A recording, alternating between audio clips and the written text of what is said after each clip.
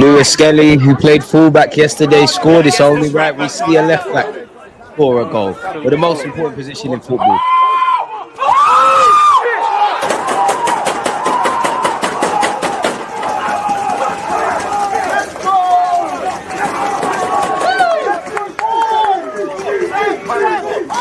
People deluded, I'm back again. Come on, Ian, man. Come on. You always just have to run like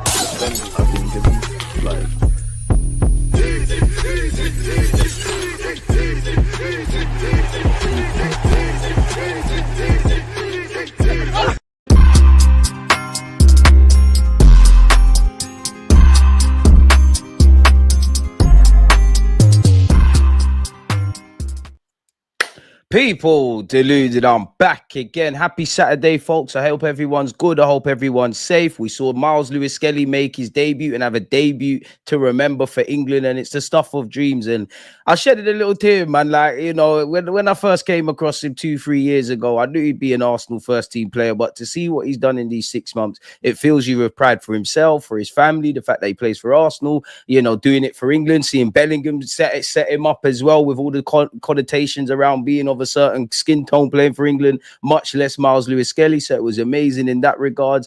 Yeah, man. Apparently Calafiori's picked up a knock. There's a scare where Timber's concerned. Apparently there's a triple threat, even Gabriel Magalhaes. In fact, on that topic as well, where Gabriel Magalhaes is concerned, man, let me make sure I've got that as well, because there was some rumors on Twitter that Gabriel Magalhaes has picked up a knock, which is scary stuff and what you don't want to hear as well. But I'll look for that in the meantime. Again, smash the like button and all those good things, people. Appreciative to you lot tuning in.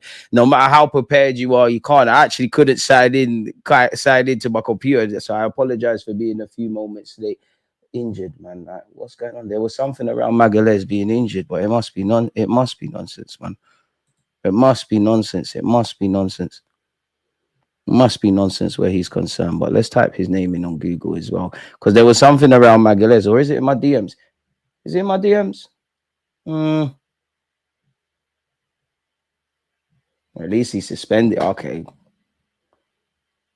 We'll go over that, man. We'll find that. But yeah, it's probably just paper nonsense. But staying on task with everything, people. As I said, big up you lot, whether you're on Twitch or YouTube. Please smash the like button. I hope you've all had a great week. I've had a great week. I've had a great day, man. And I feel in the last few days, actually, yeah, I have to big up you lot, man, because I've come across some of you lot in my just doing life admin, going to the supermarket. I was in the gym today and someone said, I like your content and things. It's a small gesture, but it makes all a difference. On that topic as well, people, I just want to get this out of the way. Share screen. Where is this comment? Yeah, like, again, I'll read out the comment in a second, yeah. But if there is one thing that annoys me about making content, it's when people try and police my content. You don't have to agree with me. You can think I know the most. You can think I'm an idiot. I speak and criticize and praise footballers, so it'd be naive for me to take that to heart, yeah. One thing that annoys me is I like to pride myself on variety being the spice of life. Life would be very boring if we all thought the same way.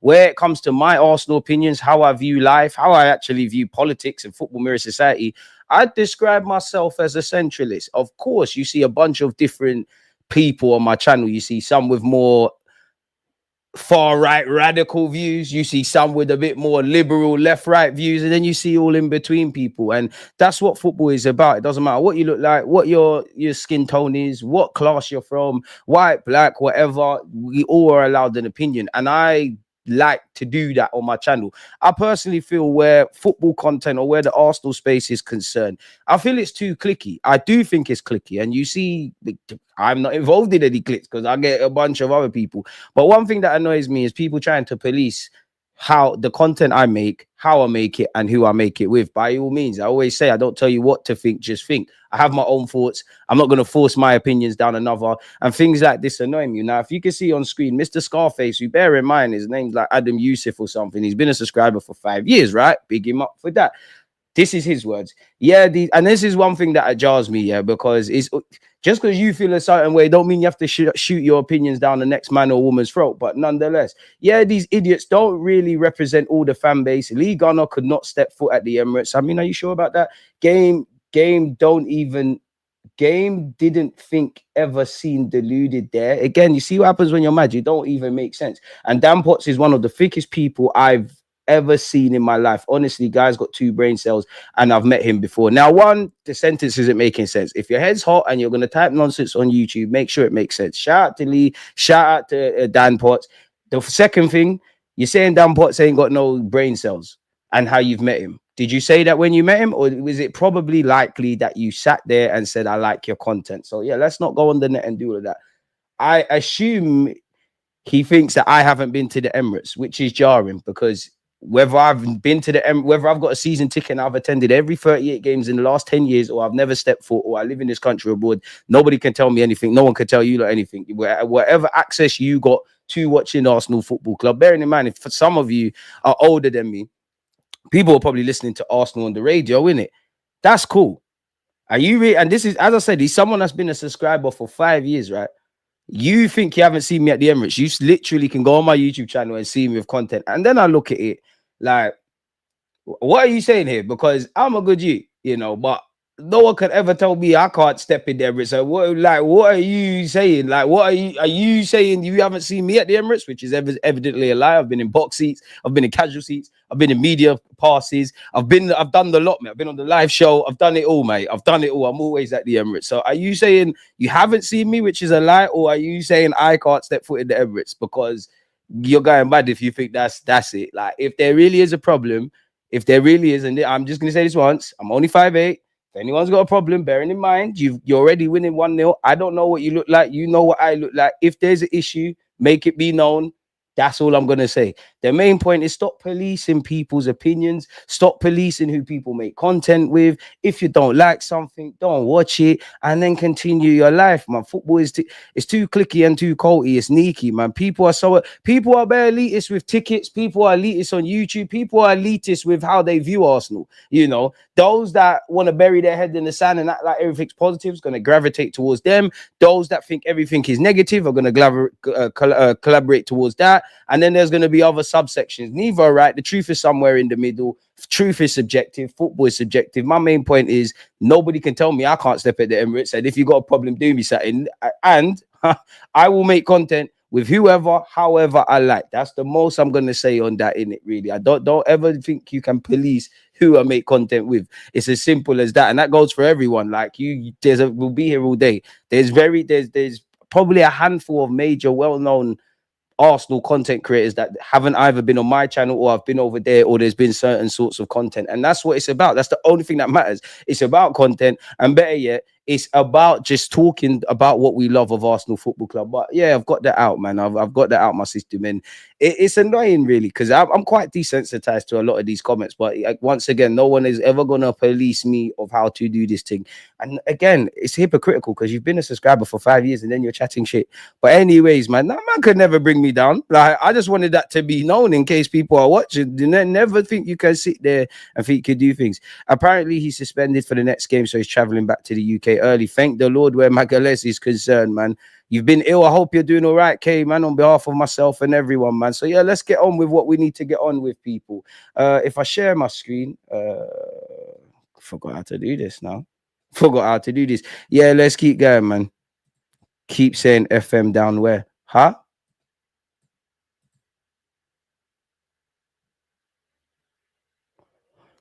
Twitch is being annoying. I see what you mean. I don't know why Twitch notifications is saying Football Manager. I apologize for that, man. Twitch is trying to hate on a guy, man. I cannot stand Lee Gunner myself, and no way could I know him if I see him at the Emirates. Listen, shout out to Lee. Whoever's got a problem with everyone, leave that over there. I'm only Kay, I hear you. I'm only speaking on myself. I just don't like people trying to police my content because I like to get everybody's sentiment. I think for those that are a bit more radical with the Mikel Arteta out and we're failing and all of this stuff, I might not agree with everything. But there might be little nuggets and tokens. I'm like, you make sense. And those that do the overly positive thing, I might not agree with that, but you might say things that take sense. I take little bits and pieces, critique their thoughts against my own, think about it. Bro, if they've got a point of view, I might change how I feel about certain things, really and truly. I feel one thing that also feels annoying about football is football content is. You're not allowed to change your mind. That man can do all of that. I just know for myself, and I know you're not saying BK. I'll be damned if some random you who's been following me for 5 years can insinuate that I could never step foot in the Emirates. It's not even on a bad way thing. I've never been given hate in my life, bro. Like I can't understand that, but we'll leave that there, man. If anyone's got a problem, Emirates, all around North London, I'm not hard to find, man. But yeah, anywho, people, sharing my screen with you lot, man. I mean, I have to bring up not only Wanyeri. Obviously, he's not the guy of the moment, but Wanyeri and Myles Lewis-Skelly, when I came to know them 2-3 years ago, as you can see with this review here, I knew they would make it into the first team. I knew they would have great careers as professional footballers, let alone Arsenal. But did I expect what we're seeing in this current landscape? And in particular, the 6 months for Lewis-Skelly. And if he keeps building on this, go into next season, start as you mean to go on. Tuchel will get into it. It's been waxing lyrical about him. You never know, because it does look like that left back row is open season. Lewis Hall could have been in the squad. Livramento provides that. I don't know. I'm not saying they're the options, but if a fit Chilwell and Luke Shaw are fit, then there's something. And I personally think England will be let down by the collective defensive options. I'm not really convinced. I don't feel there's a set 11. Obviously, we're Lewis-Skelly FC. I like Lewis Hall. I think Reece James is good. I think Trent's good. I want to see Ben White in the mix. I think John Stones needs to go if he's fit. But I'm not convinced with the whole defensive unit for England. Like it's a lot of ooming and ahhing in comparison to how you might feel about midfield or striking options or people who didn't get a call up. You know, spare a thought for Jed Spence as well. But yeah, man, to see the rise of Lewis-Skelly, like as you can see with the title here 2 years ago, Myles Lewis-Skelly can reach Arsenal's first team one day. He technically did, but I'd be lying if I thought, you know, you would. We all know the publications that speak on Lewis-Skelly, and I'm just going to say this. Tuchel's called him up. A German managing this country in his first job, as his first game as England manager, has called up Lewis-Skelly. He's obviously spoken. He's obviously watched him with his eyes. He's obviously spoken to. He needs to speak to close to the guy and see what he's like. Say what you want about Mikel Arteta. You've seen Aubameyang rubbed out for less. If Aubameyang, who's an established footballer, you know, got rubbed out very quickly. Lewis-Skelly has been in the first team 2 minutes. If he really had the attitude issue, he would have been gone in it. That's one thing that annoys me, because in life, when you say a lie enough times, it becomes the truth. And you lot are here for a reason. I'm not going to insult you. I'm not going to insult you lot. Of course, I like my own vids, man. I'm the one making it. Of course, I'm going to support my own thing. But if you say a lie enough times, it becomes facts in it. And let's address the elephant in the room if there was one. We know what is said with young black players in it. We saw it with Rashford. We saw it with Sterling. We saw it with Lewis-Skelly already. And it's not going to change in that regards. But shout out to Lewis-Skelly. It's the things of dreams. Again, the man made his debut September 2024. Haaland asked, who are you? Careful, because when Højlund is doing the Ronaldo celebration, I'm not hearing about stay humble. Everybody wants to talk about Lewis-Skelly doing that to Haaland. But again, as I keep saying, remember the game at the Etihad where he said, who is he? He hasn't achieved anything in the game per se, Lewis-Skelly. I know that's kind of his mentality. He wants to keep going, but you know him now. Fast forward from September 2024 to March 2025. EFL Cup debut, FA Cup debut, Premier League and Champions League debut, national team debut, first Premier League goal. And in his first start, scored for England. Doesn't that make him the youngest goal scorer for England? So it's the thing of dreams, man. At 18 years of age and 176 days, Myles Lewis-Skelly is the youngest player in history to score on his senior England debut, surpassing Marcus Rashford of 18 years and 209 days old versus Australia in 2016. Do you know what? If that was a quiz, big up Fams on TV, some of you were there. You definitely saw me win the quiz and you saw Hooks crying. I wouldn't have got Rashford, you know.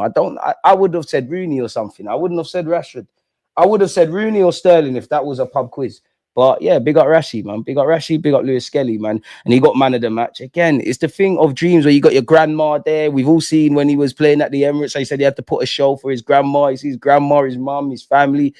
It feels like this is your brother, your son, your cousin. It's a win for everyone, man. It's a win for Haaland. It's a win for everything. And Saka said it right, man. The man's a young king in that regards. Thomas Tuchel said, I think Myles is very... And even in the second half, sorry, people. Did you see the small tweaks? Like, we all know he's inverted left back. You're basically playing centre mid, but he was almost playing like a double pivot. But the England gaffer himself said, I think Myles' very best position is where he plays for Arsenal in the left double six. The double six inverted role. He's a fantastic footballer. I think left back and six is yours. Obviously, I don't like to get caught up on this 8 and 6 and 8 stuff. I just like to say central midfielder, and I'm not sure if he could be an 8, but I think you could be at home in a 6. I remember I'm not going to say the other club he played for, but the former Fulham player Moussa Dembele. That's what I see when I see him in the middle of the park. So whether it's left back and there's Ashley Cole shouts and England locking that down and captain shouts at Arsenal long term, keep doing your thing, man. You need to be versatile. He's the perfect player for the modern day systemic managers like Mikel Arteta and Thomas Tuchel. If you see him in possession games in training, the level of first touch, the quality of first touch, the quality of body movement, how he opens up his body, how he plays the passes, he has a very high understanding of the game. It comes very natural to him. He's very versatile, and I think he can do a lot of things. We tried to play more conventionally today because it was easier to learn. We have so many players from many different clubs. He did very well because he can adapt, because he understands very quickly. And again, every challenge, making your first Champions League debut, playing in the Premier League, playing in England, he just adapts and gets to the level. So it's one thing having the ability, having all of that stuff. It's the temperament. So yeah, man, and we want to see a lot more players come through, man.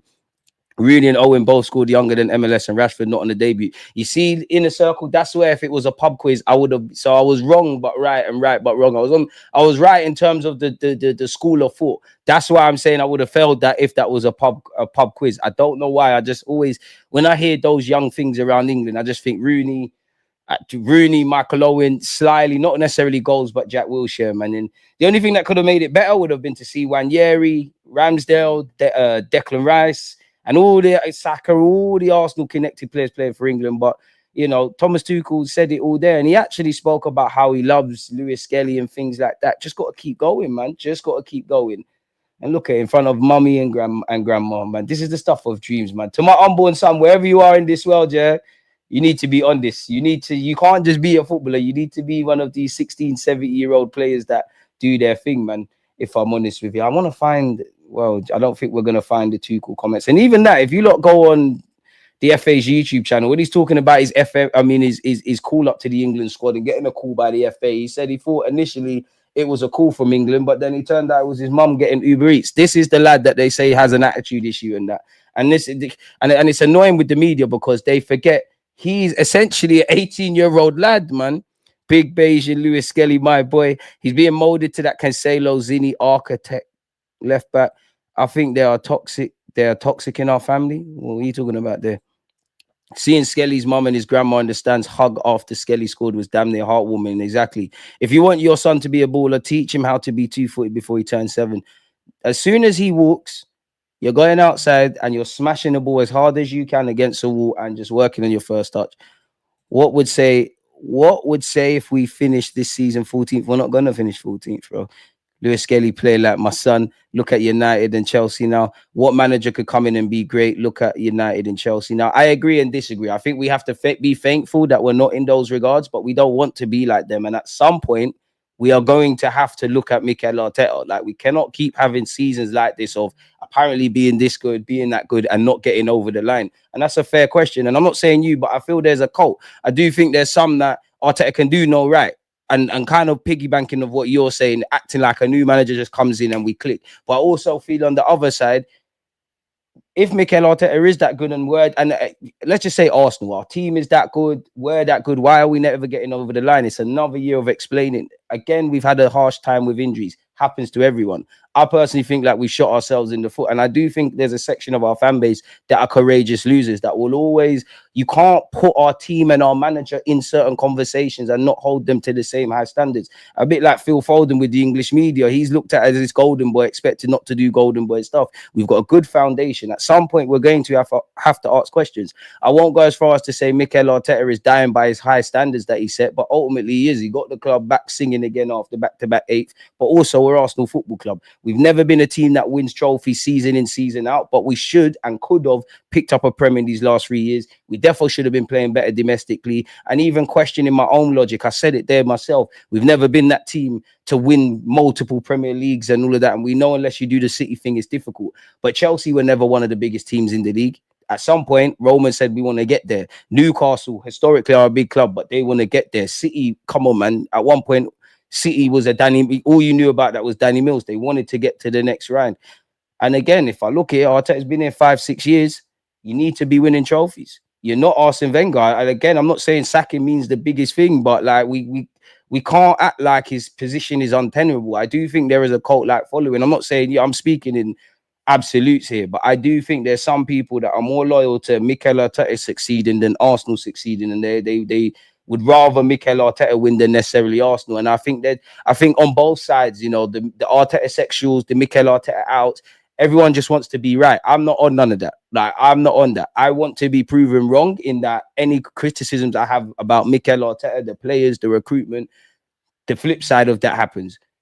And why would I not want Mikel Arteta to succeed? Like, I think we need a striker, but if Kai Havertz plays up front, I want you to get 20 goals because that betters our team. I feel there's too many one-upmanship and point scoring. And again, in the same way to what I was saying earlier about the content, bro, it's just about the football, bro. Like, that's all it should be about.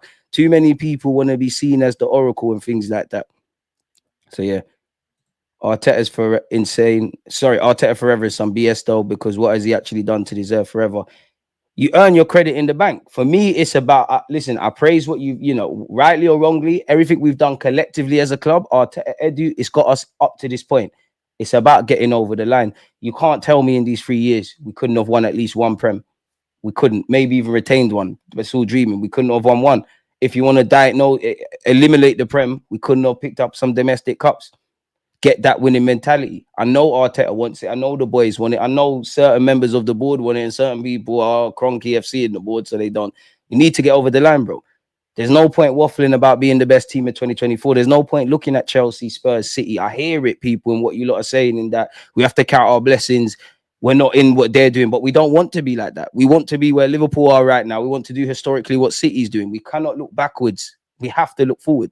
We've come a long way, and it needs to get over the line. For Mikel Arteta, for Arsenal Football Club, for these players, so they can buy into something. It can't be nice getting yourself up season like 2022-23. You didn't expect to be in shouts for the title. Fair enough. The next season, which was last year, everyone's going to get better. Arsenal's going to fall off. We ran it close. There's several games where if we micro-picked, where we shot ourselves in the foot, we did not get over the line. You come into this season, obviously, this season's gone down the toilet. The summer was a shambles. January was a shambles. Yes, we're second, top 6 record. We've been ticking along, but we've not got over the line. Next year, again, are the players going to... I'm not saying they're not going to be up for it, but physically, it takes a lot out of you. And at some point, they are going to need a new voice. They are going to need something different. Because unpopular opinion, I feel these last 3 years, we are the only reason we didn't win the title. Of course, every team is going to be derailed by injuries. But we saw in 2022-23 what one injury could do for us. Why did we not future-proof the squad? We know about injury issues. We know about squad players making them regulars and being surprised when they're not in form. We know we need a striker. We know we need a centre mid. We know we need to fix the left-hand side. A lot of these problems are nothing new. We know Mikel Arteta, for as good as you are as a coach, which I believe, I can have question marks as to whether you're the guy or not, but I don't need to act like you're mad shit and you should be a Sunday league manager. He is a very good coach, but you're also shooting yourselves in the foot. I don't think it's as white and black as you get Nico Williams and Isaac dreaming and we're suddenly great in an attacking sense. I think there's a lot we need to rest on the coaching front. And this is why we need to do it, because we're so close, but so far at the same time. I don't want to compete for the sake of competing. And I feel there's some fans that their expectations are in the clouds so that they can't consider any potential positives. And I think there's some fans that, probably the younger fans, that haven't even seen Arsenal or anything like this, people that are probably more loyal to the manager and their own ideologies, and some people that are not that, but during the Emirates era, they've been battered and bruised and scarred, and they're so happy that this is kind of new age, first world problems, really and truly, like, if you get where I'm going. I just want to get over the line. I think we've got a bloody good team. I think teams are respecting us a bit. Low blocks. I'm not saying we're the biggest and baddest, but teams are where we've now earned that territory. Very rarely do we play in the Prem and a team, yeah, of course it happens, but a team is saying, forget them, we're doing what we're doing. It's low blocks. They're giving us that respect. So we've earned that territory. Let's get over the line, man. Let's build a winning mentality. Let's create history. There's nothing history making here. There's nothing for if Arteta left this club tomorrow, bar when he won the FA Cup, all these players stop playing, God forbid, that's marked in history. I think there's too many excuses. I know it's very different, but I've seen my team win the league at Old Trafford without key players and several other examples. I've seen us have a Champions League run under such logic as well. So I do think I think there's a lack of balance, man. As good a coach as Arteta is, most of his problems are self-inflicted. I think as a club, a lot of our issues are self-inflicted. Arteta's mistake was not getting the signings we needed when so close, especially after what he said at the end of last season. And why I'm looking at this season and next season in particular is because surely the players feel hard done by. Obviously, the players have to take responsibility because at the end of the day, they're the ones playing, right? But first year, we went for the title. You could buy into that. Second year, we go again. Coming into this season or the summer, putting ourselves back. I wonder if how the players felt about the market. Now, I'm getting 2 and 2 and making $1 million. But Declan Rice said in January, I'm sure we'll act in the market. I'm sure they're wondering what's going on.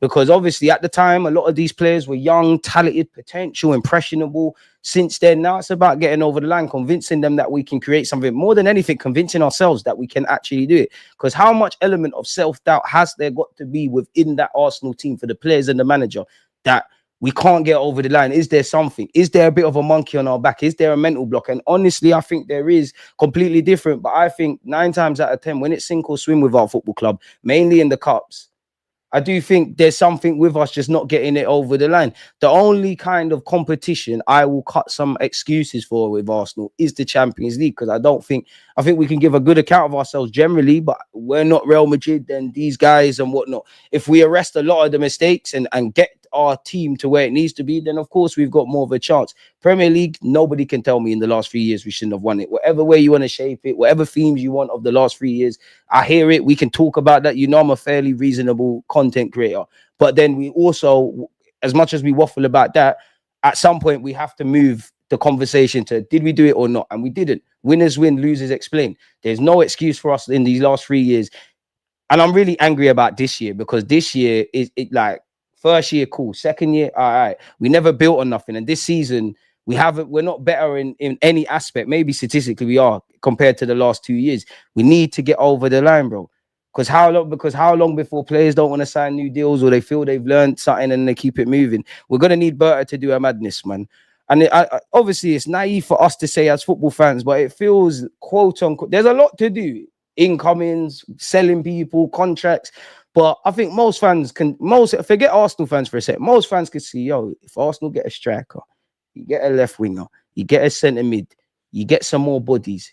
Arteta tweaks 1-2 things, mainly in the final third. Defensively, I think we've dropped off as a team. I've been saying that since the start of the season. But if we could get back to last season's standards in the defensive aspects, if Arteta could watch his old tapes from 2022-23 and just tweak little things, bring in some quality. I'm not saying we're going to dominate. I'm not with all of that. I don't know for domination and that, but we could win some trophies. Champions League, cut some excuses. There's no excuse not to win a Premier League. We're Arsenal Football Club. FA Cup's our trophy. We should always be winning that, and I'm always going to maintain that. League Cup, I feel it's a missed opportunity. Yeah, people say it's only the League Cup and all that jazz, but Wembley's ours, man. And fair enough, we lost to the winners. It would have been nice, man. You know, imagine that. Lewis-Skelly been in the first team 2 minutes, Ranieri, on top of what they're doing, they get a trophy. Saka gets a day out at Wembley. Saliba gets a trophy. Gabriel wasn't even here and won the FA Cup. You start getting the hunger, because there was a point. Pep was picking them up. Very different, but Pep was picking them up. I'm sure Klopp's picked up 1 or 2 of those. I don't think this first summer is the one, but it has an impact. I've said that before, boy, man. I hope he can pull a rabbit out the hat. And, you know, if for some reason you can't get Isaac, you can't get Sesko, make sure we get a striker. Really, I'm looking at him to deal with the contracts, deal with the outgoings. But this summer, bearing in mind he's basically just signed in March, I'm agreeing in the sense of, surely he's just picking up the pieces that I'm sure Edu started in terms of what we're going to do in the summer. Jason Ito, we heard, was doing things in January. Surely he's just going to get whatever those deals are over the line. I'll really judge him in 2026, really, where he's had a bit longer. But that being said, we need something in it, really and truly. If Berta does what needs to be done first season and we get over the line, do we not start looking at Edu sideways for not backing Arteta? We look at Edu sideways because you didn't get it done. But I wouldn't even care about Edu. You're not here anymore. Like, in the same way, Ramsdale, Tierney, all these guys were upgraded once upon a time. That's the same thing that needs to happen. And again, going back to what we know, people, it feels like the same old issues. Like, it's been 2 years we've had no left-hand side. Let's be real. Like, fair enough, Declan Rice has provided stability in that left 8, but last season there was a bunch of different players. We still actually don't know who is going to be the long-term left winger, who is going to be the long-term left back, whether that's going to be Lewis-Skelly, Calafiori, or something else. I'd assume Declan Rice in the 8 is here to stay, especially if they get Zubimendi, but we don't know that. Compare that to the right-hand side, quote unquote, you kind of know, give or take, Benjamin White and Timber. Saka, obviously, whether you like Odegaard or not, he's going to be there. Who is that centre mid? Now, if you sign a left-footed 8, or Lewis-Skelly, for example, gets a chance in that role that Rice fulfills, then he moves over there. These are issues. None of the issues we faced this season, we knew. We found was new this year. We've known about this, man. Eddie got bullied in the transfer window, paying 105 for Rice and 65 for Havertz, fleece for Mavropanos and Berev. I hear it, but I'm past the point of Edu. Edu's gone now. Berta, Mikel Arteta, the players that are here, Cronky, what are we doing now? Like, if Berta does a madness, my first thought is not to think about Edu. Berta should be better than you. He's got more clout in this game than you. Like, he's been in this thing for like 12, 13 years and whatnot. And to be fair with Berta or Edu, even if I criticize Berta or praise him, it's very difficult because I don't know what's going on the coaching front. I don't think Edu was anything perfect, but we had one of our better seasons in terms of outgoings last season, in terms of money. I have to give Edu credit for that. And I think last season, everyone was to blame. There was too much chefs, and it does feel like there's too much opinions, man, because even when you go on The Athletic, it seems like our goalkeeping recruitment staff were saying one thing, Arteta was saying one thing, Edu was saying something. We made a mess of the Garcia thing. We went elsewhere. I think collectively as a club, you rested on your laurels. You should have, whatever it was, if Sesko was the guy, you should have got that. We all knew Kai Havertz could not do it for a 38-game season. I'm not even criticizing Kai Havertz. We do this thing where players that can contribute, we're looking at you to be the difference makers. Like, really and truly, look at our front three. With the greatest of respect to Martinelli and Trossard and Kai Havertz, Saka is the only one that you could say is serious like that. The rest can contribute. They used to beat us over the head over a 72 million Pepe signing. Who's performed better than Trossard and Havertz in his time here? Who's performed better than Trossard and Havertz in their time? I don't know, really. Stop giving Chelsea fans time. Them man had to run offshore accounts to win anything. DG, question with MLS. Do you see him becoming our long-term left back?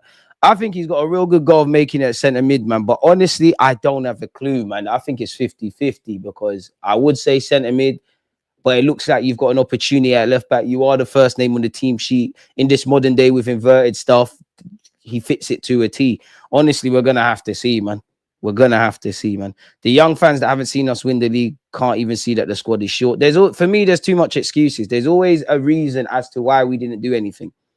And one thing that annoys me, I see it on my channel all the time. We're in that weird point now where any question or any negative you want to speak about, people want to witch hunt against you, which people don't tell you to stop being so positive when you're gassing it up. And for me, is if we are that good and everything's so great, when things go left, you need to have equal energy.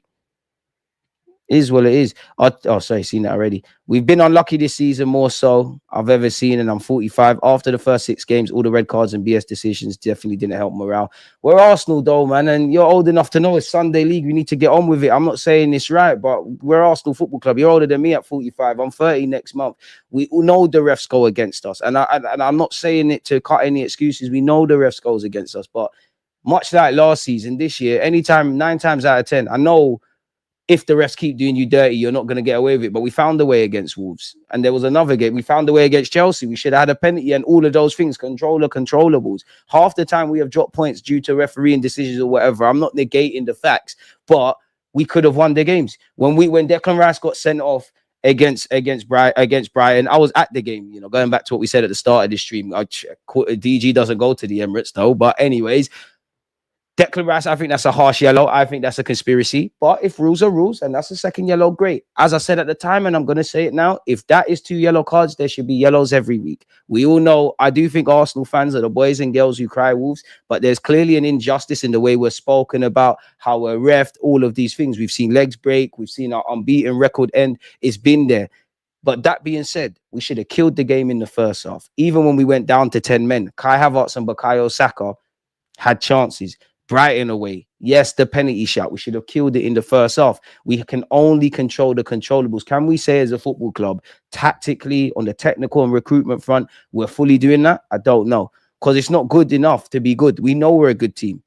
But then like last season, we have to try and chase. I'm exaggerating and making up random numbers, but the 8 to 12 points that we dropped, how do we claw that back this season? How do we claw that back next season? It's going to have to work. Or the The Wolves are going to be out. I very much doubt that because everybody came into this season, oh, it's time for Arteta to deliver, blah, blah, blah. And then it's just remixed and go again. DZ, if you was Kroenke's advisor and he asked you what to do with the manager, what would you say? I mean, you've given him 15 million a year, so you're going to keep him, man. I would just literally say, listen, Mikel Arteta, no more Kai Havertz kind of signings, Mikel Merino kind of signings. And I mean that in the greatest of respect. You know, we need players that undoubtedly address an area. I think we've got a lot of players, especially in attack, that can play everywhere. But what are they? We need to kind of stop that. I'd say that's the first call. And I'd say, really, you're on borrowed time. You should be on, but everybody should be on borrowed time. I'm not saying Arteta should necessarily be sacked, but I'm not going to cry. I think there's reasons to sack you. And I think there's reasons to persist with you. For me, I think the Arteta in and out thing is dead. The man is going to stay. He just signed a new deal. Pour it into other things, man. Slot dead's any argument one want to make about Arteta being good enough. For me, it's just, again, the same holes. When Liverpool, when City fall off, we're going to be the ones to take advantage. Everyone was saying it's unsustainable with what Liverpool are doing. Now now they're flipping it. The same people, they said Liverpool are not going to be in the top 4 shouts. The same people are saying, oh, but they've got Van Dijk, they've got this, they've got that. I'm past that. It's just another year of explaining, which, again, I'm more than happy. You know, injuries, this, that, and the third this year. Last year, I feel there was a couple of games that we really needed to get over the line that we didn't.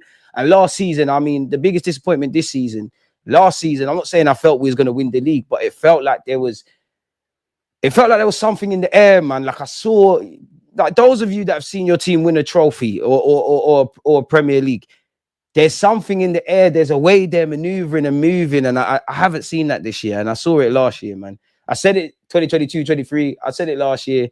Haven't had an opportunity to say it this year because when have we really been in a title race, really and truly? But it does feel like if we don't win the league now, we're never going to do it. And I'll say the same thing next year. I live up north and I've been an Arsenal fan since my dad took me to see us play at Brunton Park when Carlisle were in old Division 1. Can't stand listening to people black catting about our team. I hear that. For me, I always say if the sun's shining, I'm going to tell you the sun's shining. If I feel like it's sunny and there's going to be rain, I'm going to tell you that. If it's raining, I'm not going to tell you any different. For me, I like with my football team, I like to consider all the negatives at my door. I don't like to. I think this is what some fans want to do. Oh, you're so negative. Arteta's amazing. Blah, blah, blah, blah. And the other way, oh, Arteta out. Blah, blah, blah, blah. I'm not on that. I want to speak about all the positives, all the negatives. And I don't know about anyone else, but I run my life like this. There could be a million reasons to be negative. You consider them, you try and go against them, but then you still got to get up and fight. And I think there's a lack of that. It's different rules for Arsenal players, both on and off the pitch. 100%. We was the first team to have a foreign manager, have all them black players starting. We've never been liked anyways, going back to George Game days. You throw all of that in the mix, bro. We're done out here, bro. It's called critical thinking, not being a flip-flop, stubborn to stick with something, even though you know it's wrong. Exactly. And that's why I must admit, with you lot, big up you lot. But I do find I sound like a hypocrite because I love making content about football, like Arsenal. You know, we're seeing different cultures, religions, backgrounds. We're all just our love for football. And YouTube's provided our medium and Twitch as well. It's provided that. But I must admit, yeah, I find it exhausting with social media because I like making content because, again, you can't, 9 times out of 10, you can't have thought-provoking conversations. Like, I could think one thing, you present me with something which you lot have, and I changed my mind. I think it's quite exhausting, man. It's just about getting clicks and saying mad stuff and nonsense, man. You handle yourself very well, Deluded. I can't see how people would dislike you. All right, boy, you know what? If you're liked by everyone, there's problems. By all means, I don't even care about being disliked, bro. Like, nobody has to, like, there's people who don't rate Lionel Messi, bro. There's people who think Shensi is not Leng. Who am I? You can do all of that. I don't care about being disliked. It's just the other side of it. Like, don't do the other stuff that we're speaking about, man. So, yeah, appreciate it, man. Agree to disagree is the basis of conversation. Can't agree with anything anyone says. Otherwise, you might as well join a choir. There you have it. I was born and still live 5 minutes away from OT. Go to at least 10 first-team games a season, about the same of academy games. Had a fellow on the other side of the world the other day call me fake. And there's too much of that. I guess that's human nature. Like, who cares if you live on the... I'm not saying you, but if you live on the other side of the road or you live 2 minutes from Arsenal and you're always going to the games or you're unable financially or physically to be at the Emirates, who cares, bro? You love Arsenal. You love your club. We talk about football. You're right. I'm right. You're wrong. I'm wrong. We have a laugh and a joke and we keep it moving, man. Football is crazy, man. It's absolutely crazy. Shenseio Maria the Scientist. I don't know what Maria the Scientist looks like, you know. Hey, now I do. Follow. Shit. Shenseio still. I don't know. Hey, this is Young Fox thing, isn't it? Hey, both. Ooh. Both still. Whichever one finds me, Leng. Ask them, whichever one finds shit, mate. Whatever one finds me, Leng. I'm so done with the Trossard, folks. I don't mind Trossard being part of the squad. Like, I'm conflicted with Trossard. He's got a year left on his deal.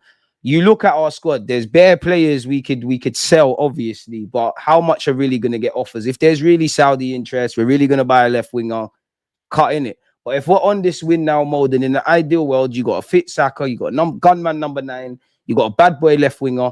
I do think the Kai Havertz's, the Trossards, where Trossard made his name as a super sub, these man can help us across competing for 4 trophies. But it all depends on the contract thing. Like, I think Trossard will have offers from Saudi. I think Kivio, I don't think no one's going to buy Kivio permanent. I think naturally the Italian clubs will do the loan with an obligation. I don't know how it works with Fabio Vieira, or he might even be reintegrated. I don't know, but you got him. Obviously, Partey, Jorginho, Tini, they're leaving on free. Zinchenko's got a year left on his deal. And it's all fun and games saying sell all these players and bring in players, but then it's a depth thing, isn't it? It's crazy, man. Like, who would really be classed as unsellable at this football club going into next season? Everybody's got a price, but Timber, obviously the contracts are surrounding 3 of our players, but in an ideal world, Raya, Timber, Saliba, Gabriel, Lewis-Skelly, Wanyeri, Declan Rice. Feel free to interject, people. Calafiori, there's a role for you here. I don't know if I've said Saka. Obviously, Odegaard's going to be part of it, but you could argue you might need some competition in that regards. Yeah, but Jorginho's earned the right to go back to Brazil, man. I'll be real. He's earned the right to go back to Brazil, man. He's accomplished what he's accomplished. Keeping up the theme with Lewis-Skelly, we're pushing the propaganda, man. He was amazing in the camp, full of confidence, full of humor, such an open character. You see everything on the pitch, off the pitch. He does it with natural confidence. That's how he plays football, full of courage and quality. He was decisive and opened the game for us. Oh, I don't know. I just don't like Lewis-Skelly. He looks like he's got an attitude problem, mate. Despite the fact he does charity work and a Champions League winning manager, and Mikel Arteta, none of these men have said there's an issue there. But Joe Blogs, who's on social media, says, I just don't like him. Why don't you like him? An 18-year-old. You don't like him? Fair enough, man. But you know you're racist. Arsenal's Gabriel joins Liverpool starting, leaving Brazil squad after injury scare. Don't scare me. Arsenal have endured a tricky international break so far, having seen a couple of their stars forced out of the national teams, but there have been differing reasons for those calls.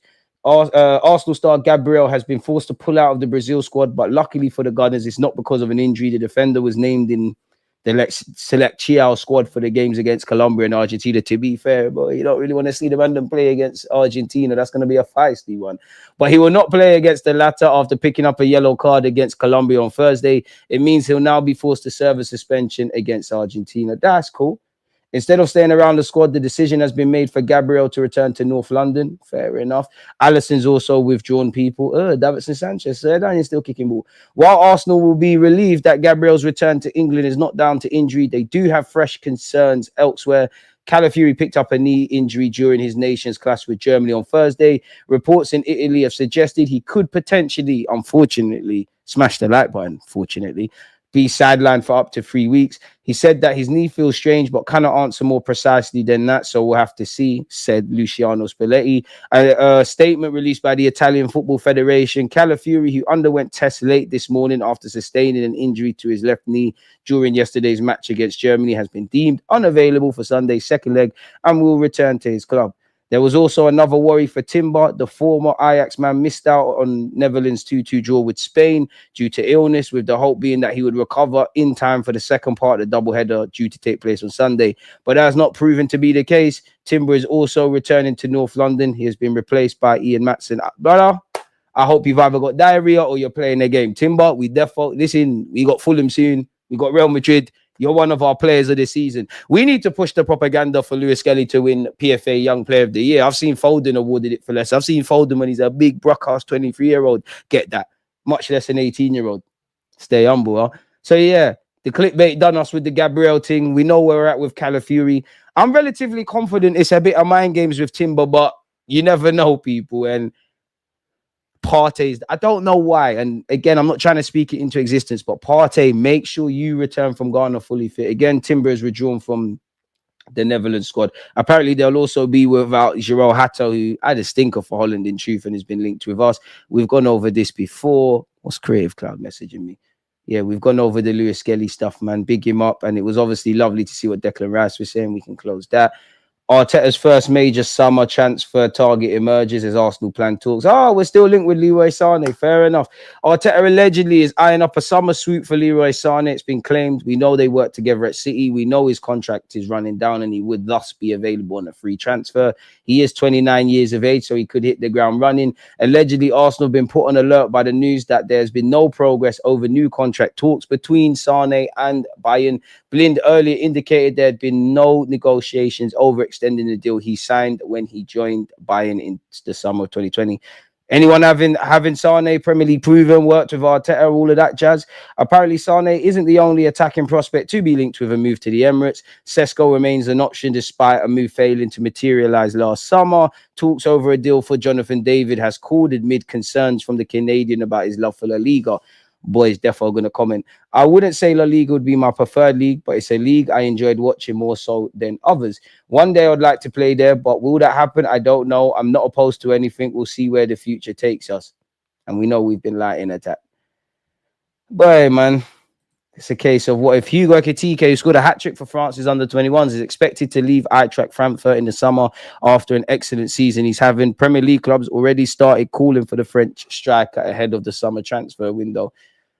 He is linked with Arsenal every now and again. Barcelona allegedly are looking for top wingers to sign this summer, and they've got a list of options.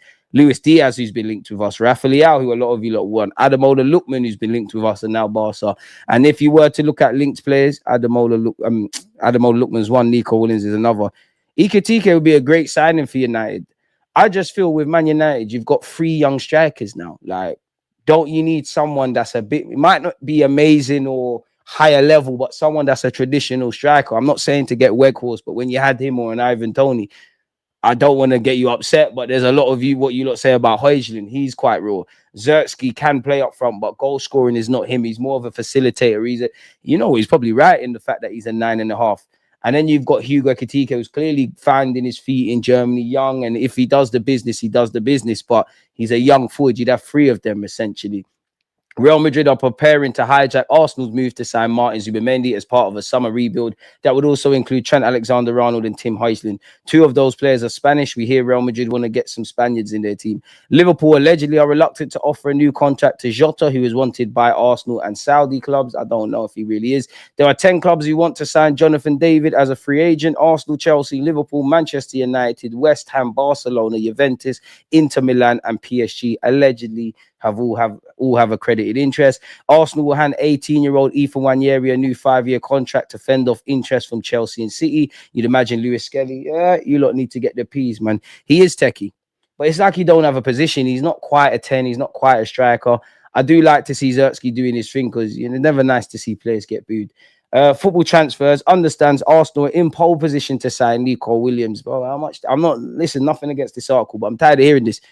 I don't really care about Nico Williams and Zubimendi and Sesko and Isaac and Ekitike and all these guys. At this point, I need to see you act at the club. Like, talking about you watched Henry and all these guys growing up.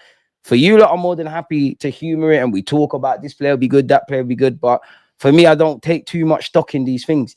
We're in pole position allegedly to sign Nico Williams with personal terms and wages not thought to be an issue for the Gunners.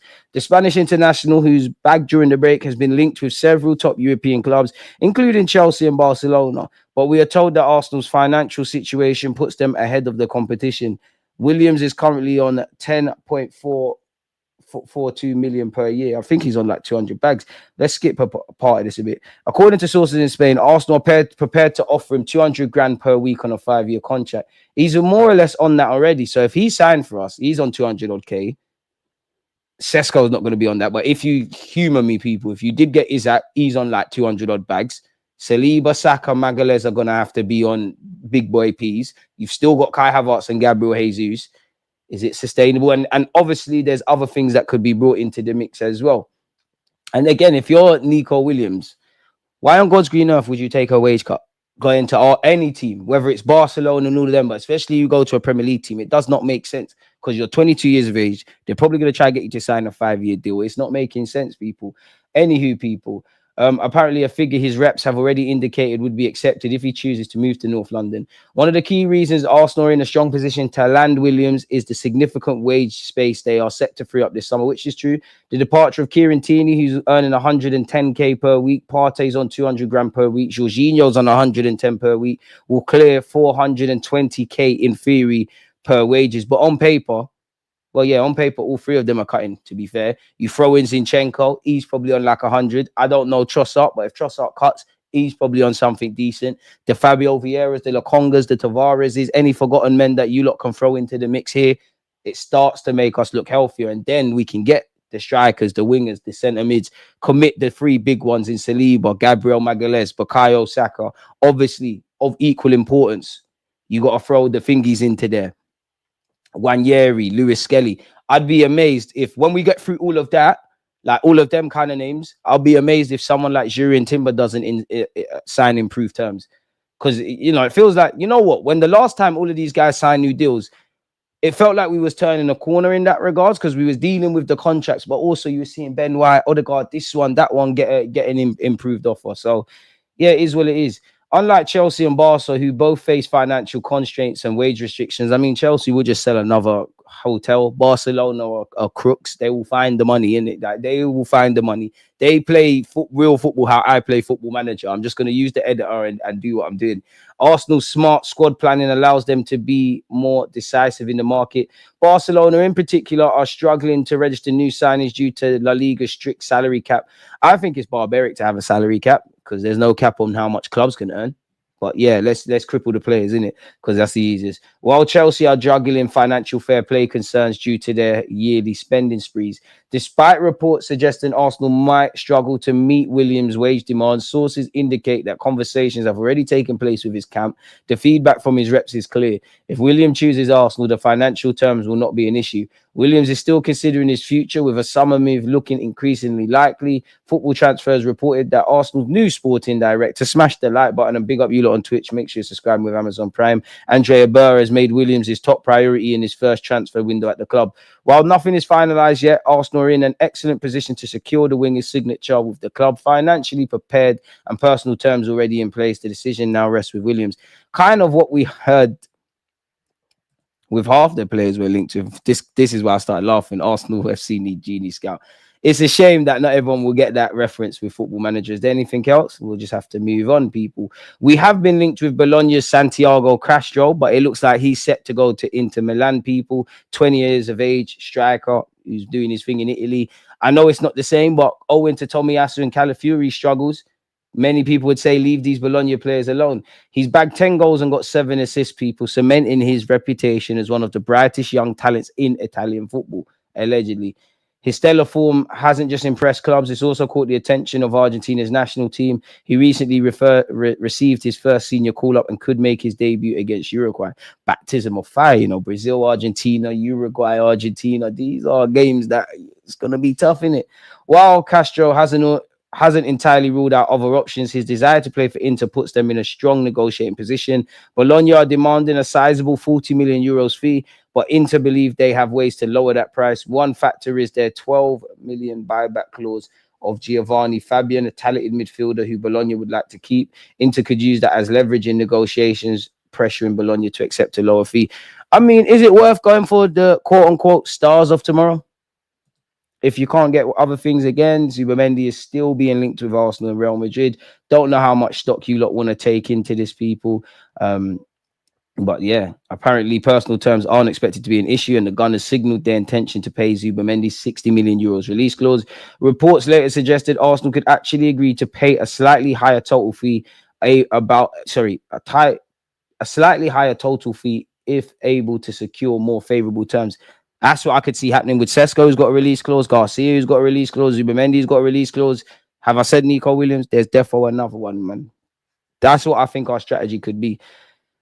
So we'll have to see, man. In any case, what looked clear was the midfield maestro was heading to the Emirates in the summer of 2025. But fast forward to the present day, and Arsenal still don't have an official agreement on personal terms in place. They haven't activated Zubimendi's release clause either, and even if they did, they wouldn't be able to register the player until the summer window opens. As such, Real Madrid have spied on an opportunity and believe Zubimendi is of the caliber required to make a big impact at the Bernabeu. Okay, and you imagine Luka Modric's going to probably retire at the end of the season, if not the season after, so they need that. I don't know why I keep speaking about this, people, but it's silly season, or we're heading into silly season, aren't we, people? Arsenal have been linked with Luis Diaz. Now, it looks like there could be a bit of reshuffling in the next season to seasons for Onslaught. Now, rumors and what's going on are very different things, but you would imagine Alisson. I don't think Alisson will leave next summer because the three big ones, or two of the three, or one of the three could leave. But I don't know if in the next 2-3 years, Alisson's going to be there. Diaz is always linked with moves away. And I think he wants to go play in sunny Spain personally. And it seemed like he was going City. But you could say, obviously, Van Dijk, Trent, Salah.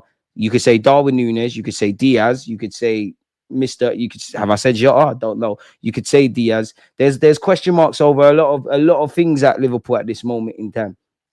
Diaz has snubbed interest from Barcelona in favour to begin negotiations with Arsenal. Yeah, bloody right. We'll probably give you more wages than Liverpool. There's the London aspect. I don't think we're onto you in it. I really don't think we're onto you in it. But yeah, and even that, you got Kelleher and Harvey Elliott. With the greatest of respect, they're not the same realm as a couple of the names I said before. But silly season. Diaz could be moving to the Premier League rivals, with reports in Spain about what two English clubs are going to do for a Colombian international, claiming that the Liverpool winger betrays Barcelona to negotiate a move to Arsenal. Diaz's future has taken an unexpected turn, with the Colombian international choosing to negotiate with another European giant despite interest from Barcelona. Hey, we're a European giant. We got Super Mick, Arteta, we're winning the Champions League. You said that. God, please, man. We deserve it. Somebody new needs to win the chat. I've asked PSG, someone that ain't won it before, man. It's the new champs. Come on. Football gods, allow us. We need this. Arsenal has now set its sights on Diaz, with his Premier League experience making him an ideal signing for the Gunners in the summer transfer window. Allegedly, the North London club have now initiated contact with the player's entourage, but Liverpool won't make his exit easy and won't let him go without first securing a quality replacement. The report adds, if Salah ends up leaving Liverpool for Saudi, the club will prioritise the continuity of Luis Diaz, since losing both wingers in the same transfer window would be a very difficult blow to accept. While Arsenal is moving forward with negotiations, Barcelona is seeing a signing they had on their agenda slip away. The club saw Diaz as a perfect option to strengthen their squad, but financial difficulties have prevented them from competing with Arsenal's offer. Barcelona doesn't have the salary cap to make large investments, and although the idea of playing in La Liga was attractive to the Colombian, the reality is that signing him is practically impossible without making significant sales first. Everything points to Diaz ending up wearing the Arsenal shirt next season. The London club is willing to make a financial push to convince Liverpool, while Barcelona appears to be in the running. Do we believe that? Would you take Diaz? Where are we at, people? I let the streets decide. I think it's complete, utter bullcrap, but there you have it. Arsenal are the favourites for Zubimendi. Can we get linked with Lionel Messi or something? I'm having Mbeumo. Get that done. I know we're not getting free forwards here, but if you could get me, I would love Isaac. But if you're not going to get Isaac, if you could get me Sesko, Nico Williams and Mbeumo, Cherky, Adeyemi, these kind of guys, we can maneuver.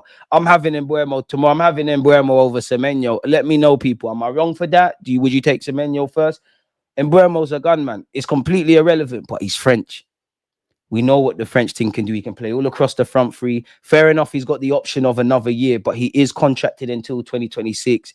I'm not comparing him to this, but I see him, as one of the smart kind. You see, like when Liverpool grabbed like Wijnaldum and Robertson and who else is there? Mane, like them kind of smart players. They might not be eye-catching or everyone goes crazy, but you buy a couple of them, you buy smartly, we're lit. Arsenal and Manchester United, and to be honest, United could do with him a bit more than us. Arsenal and Man United are among the clubs eyeing a potential summer transfer swoop for Brentford star Mbeumo. I'd rather Mbeumo over Diaz. Am I tweaking, people? The strongest interest may well be coming from Newcastle United, with sources telling Quarterside they'd be willing to meet Brentford's 50 million asking price for an informed Cameroon international. Lie that, Brentford, man. We got Reece Nelson there, Kivio on loan. We can pattern that, man. 35 and a player, we can make it happen, man. To be fair, Newcastle, if they keep if they keep Isaac, if they got Isaac and Mbeumo, Gordon, forget about it. 50 mil for playing the last year of his deal, run the deal down, man. And Mbeumo has been on fire in the Premier League this season, contributing a total of 15 goals and 6 assists in all comps. And you know what's crazy, yeah? Wies's deal's running down and Mbeumo's deal's running down. But you see what happens when you scout correctly and have a squad. I am not a Brentford fan. I am not watching Brentford fan channels and all of that. Big up Brentford, though. I've not heard anyone say they miss Ivan Toney. Now, if these players weren't in form and bagging, 100% that would be stuff, man. Is what it is, man. A man said, I feel like I've subscribed 4 or 5 times. Why does it keep unsubscribing? I don't know, man. The YouTube algorithm probably keeps hating, man, but we progress. How have we only got 88 likes? You lot are boying it. Smash the like button, subscribe if you haven't. Appreciate you. I don't know why that's happening, man. I really don't. Maybe you're hitting the button. It's okay. You liked me and then you didn't like me. Now you like me again. It's okay. Welcome back. You said, you know what? This geezer's all right, you know. That's actually something on YouTube I find funny, you know. Every now and again you get them comments. Like you either get the, I watched all your vids. I might say one thing they disagree with, yeah. Like Donny that was subscribed for 5 years now. I fucking hate you. Or you get the, I used to think you was a twat, but now I like you. Like, it's crazy, man. That's why I always say word to Turkish, love for the love, but you can't take it in it. It's real, but it's also fake, man. I almost feel like a footballer, in it, in that, like, if I'm Bukayo Saka, you will love me today. If I drop a clanger, you're onto me, in it, man. It is what it is, man. It's all entertainment. I work from home. I definitely subscribe, bro. Always watch your content. I hear it's cool, bro. It's cool. It's cool. Make sure you smash the like button. It's calm. You're here, man. We ain't gonna shun you. Welcome, man. Welcome, man. We're a small, close-knit community. Welcome, man. If I had to describe myself as a football club of YouTubers, I can't lie. I think we're Brighton and Brentford, man. One day we can get into the additional top 6, or it might be Newcastle. We just need some new owners, and then we can go crazy. But yeah. Court offside understands Newcastle's interest in Mbeumo seems to be the most concrete at the moment.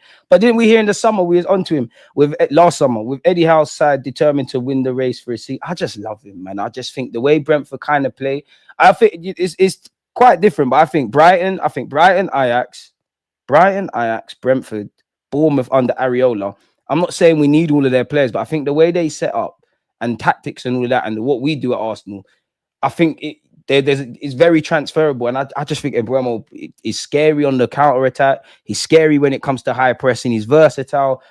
He doesn't look 25, but he's 25, French, and I just like him, man. I think he's bloody good, man.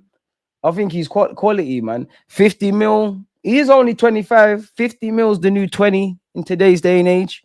It all depends on what else we're trying to do. You get a couple of outgoings, we could be all right.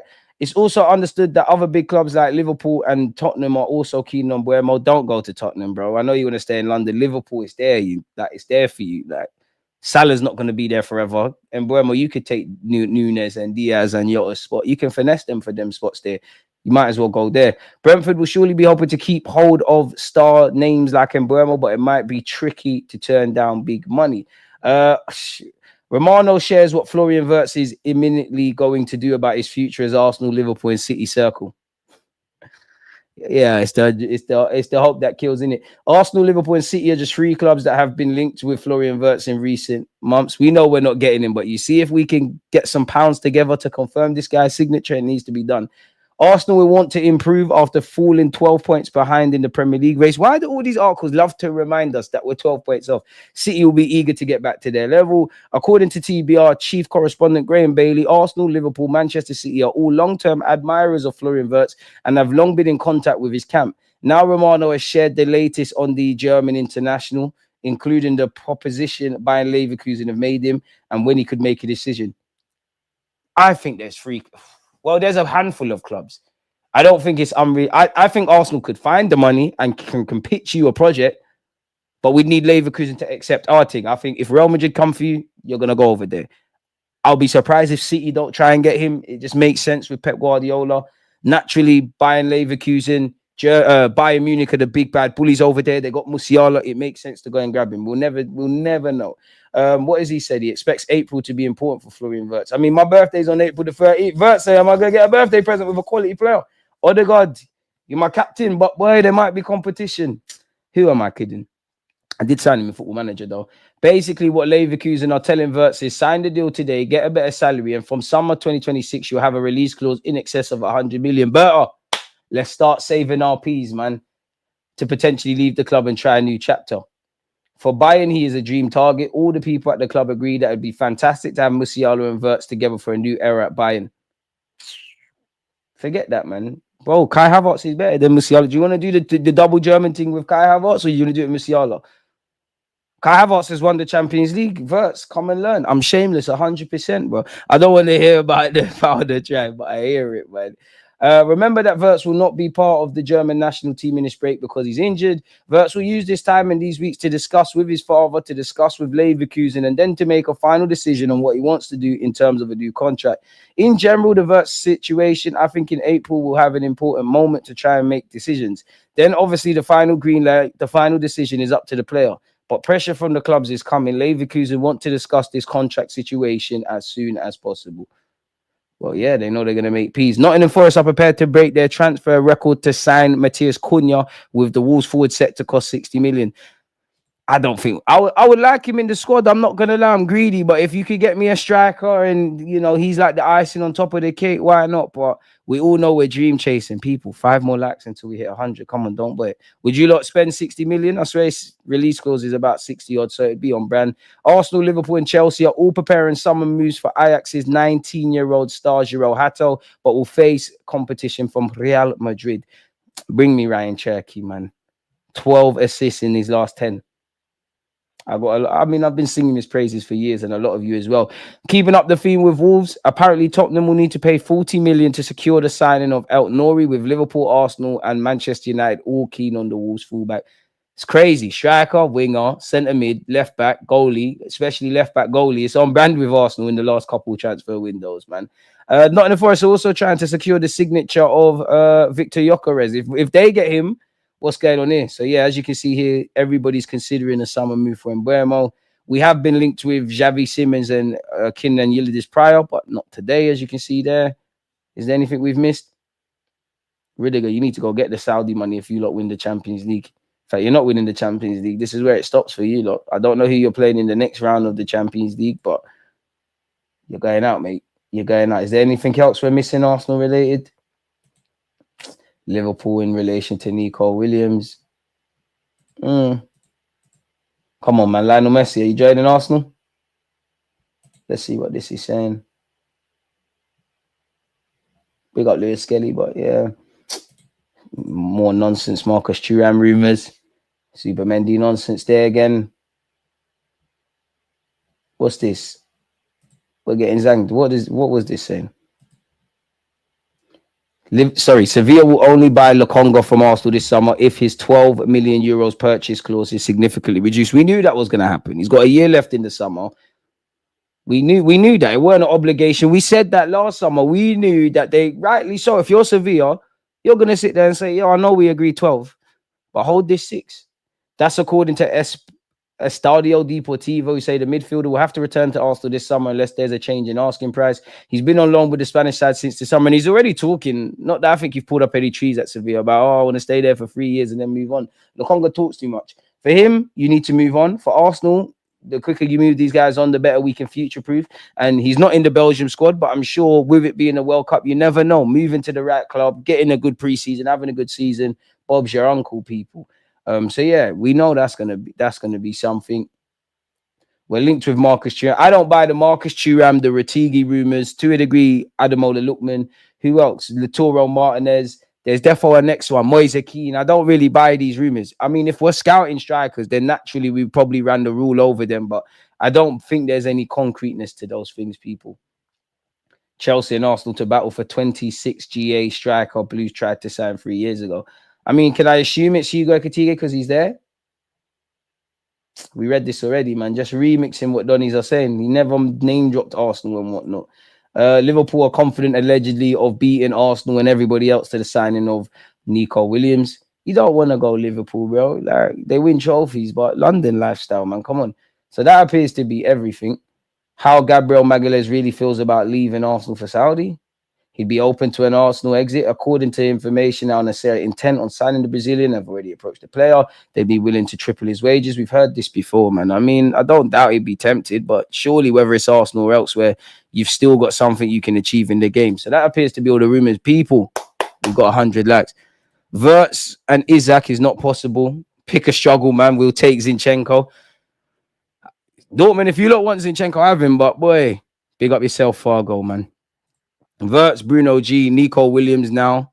Then we tell Isaac to wait for us. The dream is free, but the hustle sells separate. I'm not gonna lie, I'm not trying to wait for a striker no more, bro. Whether it's Hugo Kitike, Victor Gyökeres, Isaac, Osimhen, this one, just sign me a striker and we'll deal with the pros and cons later. I don't, no more powder dry. Like, the only way I'll forgive Arsenal for not signing a striker in the summer, as I always say, there's 3 ways to make me happy where Arsenal's attackers are concerned. In the ideal world, you get me a serious number 9, someone that we can, obviously, I don't know if we'll think that in the same way, but when we've had Aubameyang, when we've had Robin van Persie, when we've had the GOAT Thierry Henry, bit different, but when we had Alexis Sanchez either as a false 9 or out wide, if we have 2 man with Saka and that guy, that striker, that I believe we could score, like that talismanic figure, the striker, the winger, and Saka, I'm lit. Or you could do the Liverpool thing for me, where I'll somewhat forgive you. Fair enough. I do still, like I said, I don't want to hear about powder dry, but if you run that excuse and I say, raw, Saka's a bad boy, you've got someone who's going to put up Saka numbers left and right, cool. Havertz, you can get double figures. I still don't think you're the answer, but we can. It's not ideal, but I can maneuver with. We can somewhat maneuver with that. Or if you get a striker and Saka, and we're still persisting with Trossard and Martinelli, I'm not entirely happy. I still think we'd sell ourselves short. But yeah, there's many ways to make me happy. Ideally, I want to be greedy. I want a striker. I want a winger. I want a centre mid. I want a left back. I want the goalkeeping situation sorted out. It does always feel, even going back to the Thomas Partey summer when it was all Hossam Aouar versus Partey, a 6 versus an 8. We needed both. I don't expect us to do everything in terms of incomings and outgoings, but every area needs to be addressed, man. Come on now, like, or we're gonna keep having these issues. I can't lie, Mbeumo to Newcastle would be so dangerous if they keep Isaac and Gomares. You know what would happen to us at St. James's Park? Saka and Wanyeri have the right wing on lock, so I don't buy these rumours.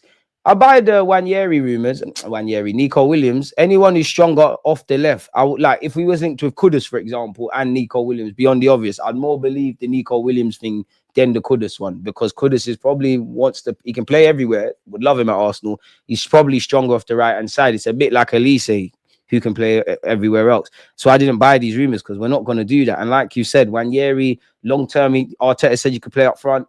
I think he's got a lot to learn, but you might be able to be a central midfielder, either a 10 or as an 8. Personally, I think you could do a job on the left-hand side, and there was points. I was calling for that this season. The right-hand side so far, it looks like you, man. You got it to a T. It's cap, but not going to lie, I'd have Diaz.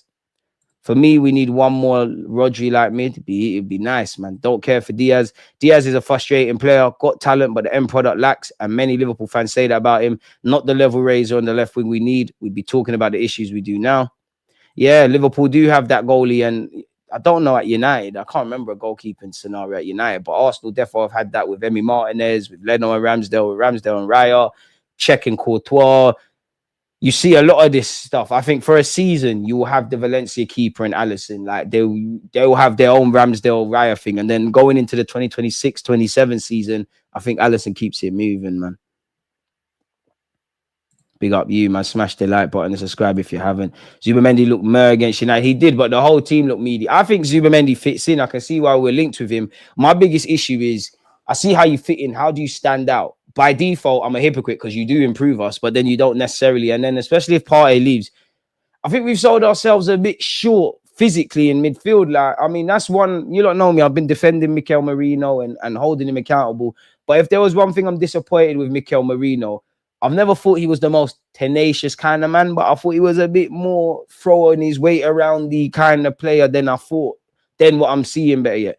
Call it generational Arsenal. I bet my bottom dollar that Arteta wants the generational Arsenal thing. That's why he's having all his players make babies. You're a madman. Castro is slow and lethargic. Can't see him making it in the Prem.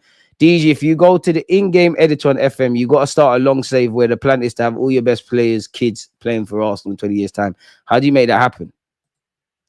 Nico Williams is Australian, and I don't rate him like that, but he comes alive in the final third. Can imagine his numbers would massively improve in a better team. That's kind of where I'm at, and you articulated better than I ever could.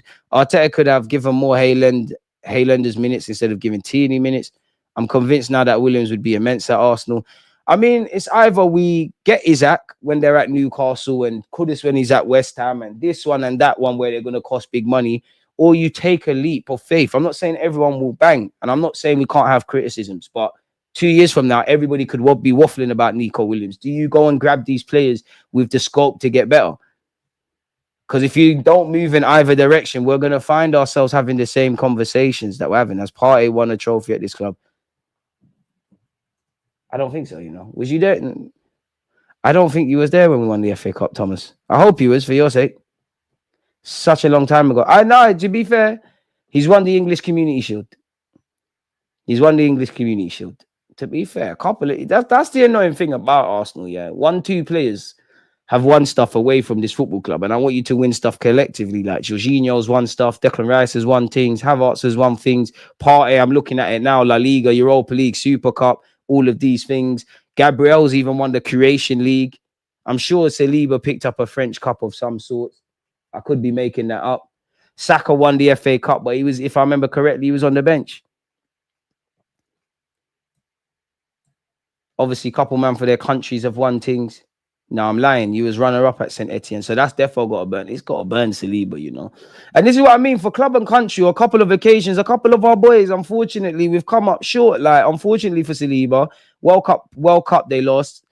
Coupe de France, they lost. Obviously, 3 opportunities at the Premier League. That's fumbled. Declan Rice and Saka have been part of this for 2 years. Obviously, they lost back-to-back Euros. And obviously the gaffer, man, we need to get over the line, man. That's what's jarring, because I do think we've got players with a winning mentality, but if you got winning mentality, you got to win, man. And for these group of boys, man, collectively during the Emirates era, for these last 3 years, like, this has probably been the most decent the team's been. There was a while where man was saying, myself included, Koscielny was probably the best centre-back we had during the Emirates era. How crazy does that look? Koscielny can't touch Saliba or Gabriel Magalhaes with a barge pole. Unpopular opinion, and we haven't seen too much of it. Could you argue Benjamin White, centre-back, could be better? Could you argue if Timber got a game there? Tomiyasu, I'm exaggerating and I'm pushing the agenda against Koscielny. I wonder what my best Emirates era defence would be, though. Timber's there, But then I can't just have recency bias. And there's been some good goalies. Back 4. Be a bit fair. Tini could be in there. Be a bit fair and mix it up a bit. I'd say Monreal left back. Mix it up a bit. Monreal left back. Sagna right back. Saliba and Gabriel centre halves.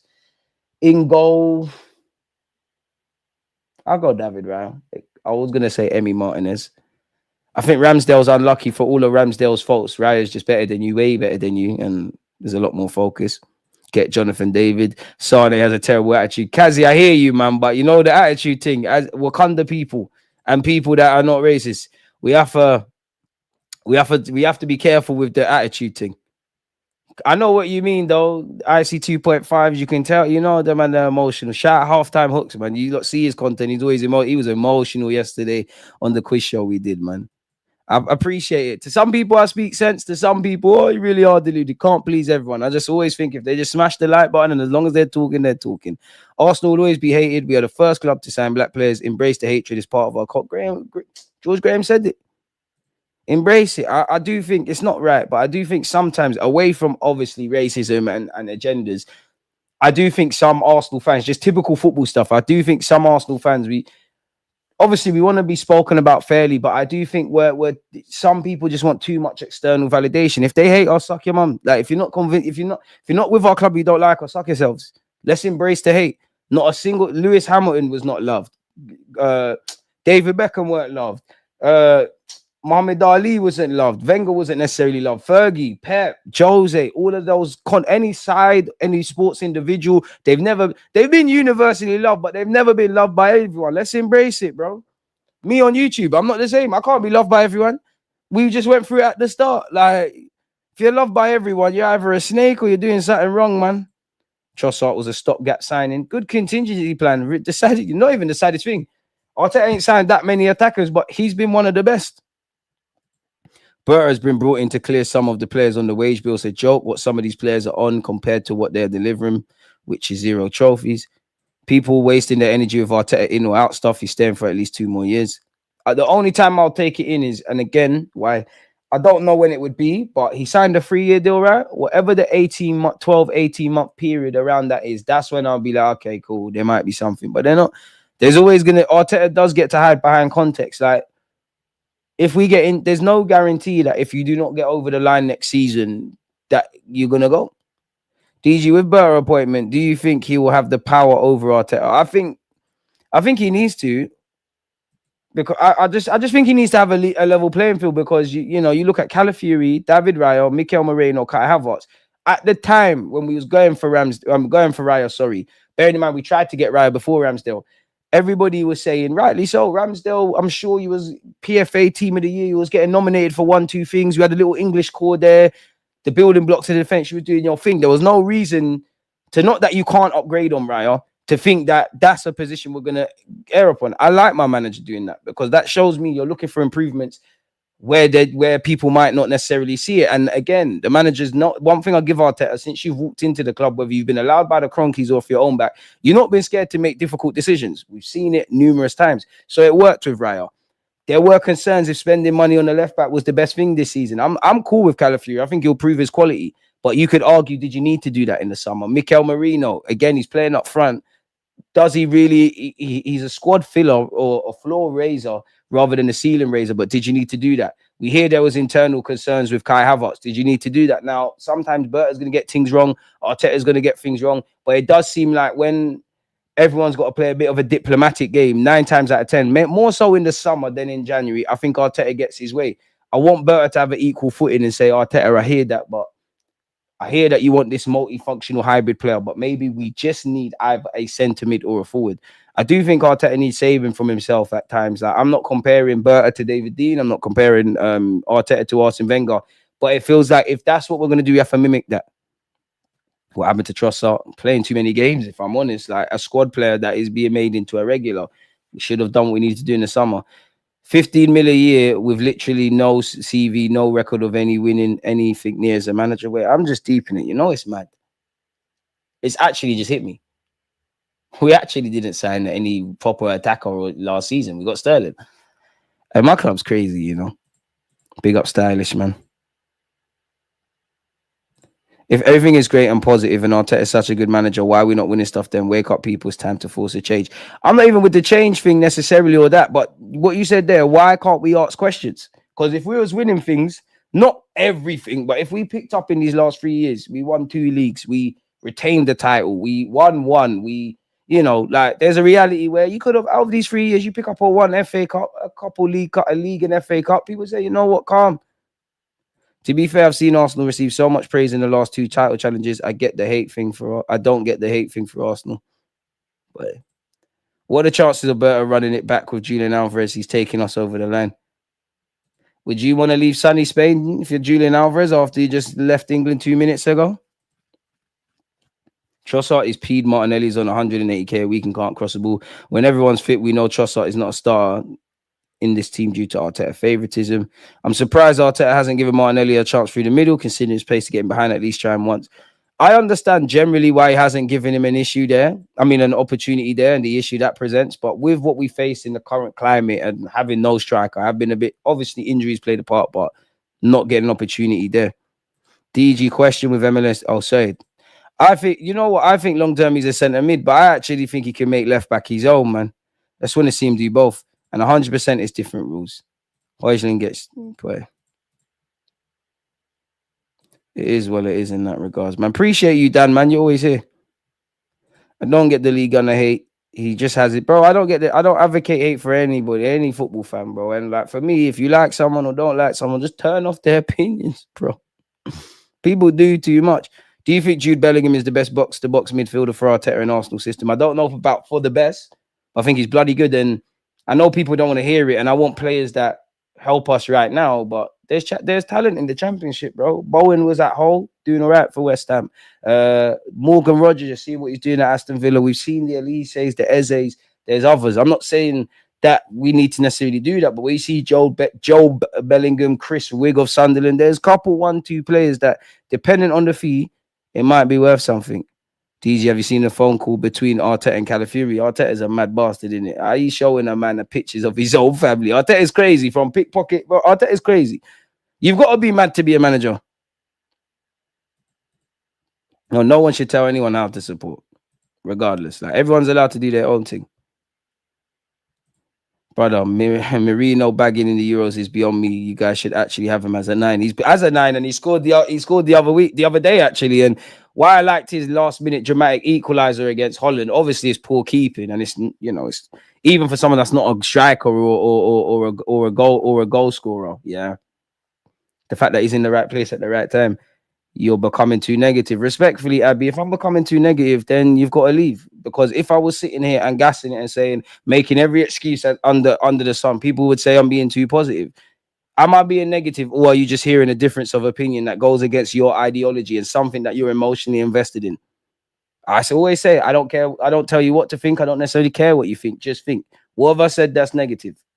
Even if I am, which I don't care, but what have I said that's negative?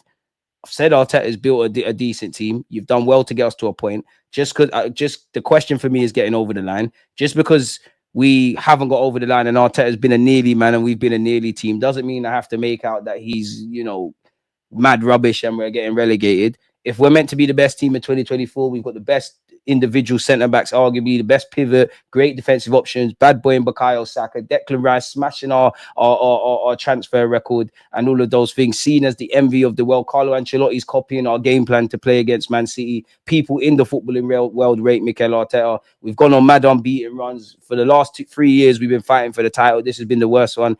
We were the best team in 2024 allegedly, innovative from set pieces, all of these things. Why is it an unfair question to ask why we haven't got over the line? Yes, you can tell me injuries, this, that, and the third. They're all factors, but there's 3 different years. What's wrong with that? So if I'm negative for saying that, then I'm going to have to be negative, mate. Like, the beautiful thing about life, like YouTube or anything, there's millions of YouTube channels. There's hundreds of content creators. Go where your heart seeks. Respectfully. No, not even respectfully. I haven't said anything. Rah. Chill out with the Diddy stuff. Smash the like button. Could Zubimendi be the solution in the 8? You never know, but I'd imagine if they sign Zubimendi, he's more like you're going to see the Rice thing persist. Mustafi, bro, the worst thing is Mustafi actually started all right. Mertesacker's a shout. I just think his lack of pace got onto him. I hear it. BFG and that, shout out to him. Still hanging around. That's a shout. I'll give it Koscielny though, man. They fancy him, deluded. Don't even bother argue with them. They'll give their next manager a hard time because they don't have a crush on him. And people are dishonest. You rate Arsene Wenger, you hold him to standards. You rate Pep, you hold him to standards. And you know what it is with Arteta sexuals? I'm not, and again, disclaimer, I ain't talking about if you're a balanced fan and you like Arteta and you think it's the wrong, you don't think it's the right to sack him. And likewise, I'm not talking about people that can see the good and the bad. They think he's not the guy. I'm not talking about that. But one thing that annoys me about Arteta sexuals, they'll hold every other manager and every other team to undoubtedly high standards, and then they just brush over stuff. They will hyper-analyze. They hyper-analyze Liverpool's situation and disregarded them throughout at the beginning of the season. Every week that went about how it can't sustain under Salah and that, and then use lazy excuses, which in isolation have a point. But you can't put it down just to luck and just to injuries and just to referees' decisions. Have we done everything internally? 100% we haven't. It's not making sense, man. It's not making sense. I really don't understand the personal attacks on Arteta.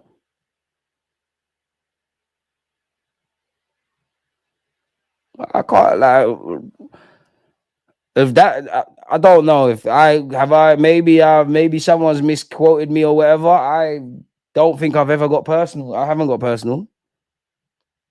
I ain't called him you Spanish this, you know, I definitely not, because racism is not my thing, but I ain't said you Spanish this, you Arteta, you Pep Comboy. I ain't said none of that. The fact Marino's playing up front is proof enough that we needed to sign a striker. There you have it. Apparently, Berta is more a guy who identifies players, not really a negotiator. Might bring us better options, but I don't know if he changes how we operate.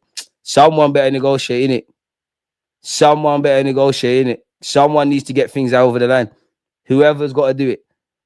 Jason Ito, I know people. I know Jason Ito, Berta, Mikel Arteta, Tim Lewis, Richard Garlick, Stan Kroenke. I'm past the point of he say, she say. Make sure when next season comes, there's a striker, there's a left winger, there's a centre mid. And Arteta, make sure you've arrested what you need to arrest tactically. Because in the same way I give you lot praise, I'll give you lot criticisms. I think we're talking about the two same things year in, year out now. If everyone likes you, then no one thinks you're dangerous. MLS might actually become the most impactful player to come through the Arsenal academy. I hope so. It's a good conversation, but you got to do a lot where Saka's concerned. The man said, check. Alminho could never, Leno, no. Alminho could never, ever be in any best 11s for anything. I have plans to give Mertesacker a son when a German centre-back appears in my academy. Yes, I'm a villain. What? Wait, what? I have plans to give Mertesacker a son. Right, you're listening to Vibes Cartel. Come read me and think about Mertesacker. Boy, you're moving, man. You need to clarify what you mean there, man. DJ in the chat, has anyone been appointed yet for the role Edu left? We keep hearing about Berta, but until we see him holding a shirt or doing an interview with his nice shiny suit and polished shoes, it's a myth bun up, bro. Chaz, that was crazy. I was talking about comments in the chat. My bad, man. I'm not saying you're all wrong. The season isn't over yet. We are playing the best team in the world. We need to galvanize and build up a positive attitude towards the build-up. Can't only speak for myself, but considering the things I'm not happy about doesn't mean that come minute 0 against Real Madrid, I'm not cheering on the boys. Like, I'm not on just this kumbaya thing for no reason. Same way I'm not on negatives. It sounds good to say all of that, but it feels like the only thing people that, I'm not saying you, but I think Abby, that reflects stuff, just being quiet and just disregarding the issues and just doing kumbaya means you're being positive. I can have every question. I always say this. I cannot believe Mikel Arteta is the guy. Let's just say for argument's sake, I think Arteta is shit. I think Kyrill's crap. I think Zinchenko's crap. I don't think you should be at my club. You see, once you got crossover to the Emirates or whatever and you play, you have all my support. You have all my support today. You're part of what we're part of. That's what I believe support is. Support is not just blindlessly burying my head in the sand and doing dictatorship stuff and just seeking confirmation bias because you think Arteta is a good looking, let's go and find other people that fancy him and let's gas up things. Berta is a negotiator. If he isn't, he shouldn't have been hired. If he's not serious with the negotiating thing, he's tired. Apparently, Berta is not a negotiator. Why do people believe nonsense? Berta has been front and center in negotiations at Athletic. Check story on Rabiot's mum. Man is coming to do business.